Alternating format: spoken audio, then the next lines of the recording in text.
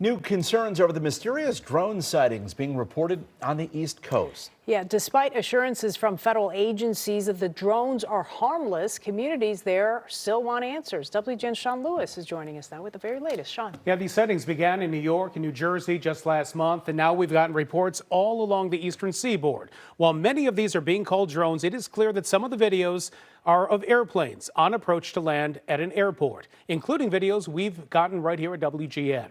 The FBI says there is no threat, but that has not stopped people from doing what people do best: talk. What's in the air? People just don't know. Tonight, a Connecticut lawmaker calling on the federal government to say more about the objects caught on camera flying over several U.S. states. Without facts, we lead to speculation. And speculation leads to uncertainty and potentially fear. And we cannot allow that. I am going to. On Sunday, Senate Majority Leader Chuck Schumer said he has requested that drone detection system known as the Robin be sent to New York and New Jersey, the center of the sightings that began in mid-November. The government knows what is happening. They know where it came from and where it went. And for some reason, they don't want to comment. And I think they'd be better off saying what it is. Our military knows and our president knows. And for some reason, they want to keep people in suspense. I want to assure the American public that we are on it. Homeland Security Secretary Alejandro Mayorkas Sunday on the federal response. I want to assure the American public that we in the federal government have deployed additional resources, personnel, technology to assist the New Jersey State Police in addressing the drone sightings. These, of course, are nothing new. It was late 2006 when a sighting over Terminal 1 Concourse C at O'Hare drew international attention. I think it's great. I don't know, it's something different, you know. It's about time they finally found one.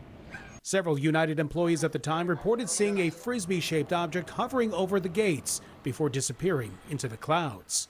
If they say they saw it, I think they saw it. Air traffic control said at the time that they never saw anything on radar, and it was chalked up to a weather phenomenon known as a hole punch cloud. This is a sketch of what they said they saw. The WGN archives have loads of UFO sighting reports, including this one from the 1970s, and reporter Larry Roderick. It is, with some variation, what an increasing number of people are seeing, or, as critics would challenge, think they are seeing. Back then, we had to rely on sketches. But in today's world where everyone has a camera in hand, sightings can come in rapid succession, whether it be by drone, plane, or something else. Any amateur can go out and wreak havoc. And it's really tough to catch the perpetrators because the drones can be brought back home and jump in a car and it's over. I think we're going to see a slate of security measures, but boy, it could be a tough couple weeks ahead. To that end, Schumer says that he will co-sponsor federal legislation which would give the FAA and local agencies more oversight over drones and the detection of them. One thing we know when it comes to UAPs, though, when we get one report, we get many reports. That's something we're seeing right now. Some of them are copycats. The key is to figure out what is what. And for now, the federal government says none of these are a national security threat. All right. Good to know.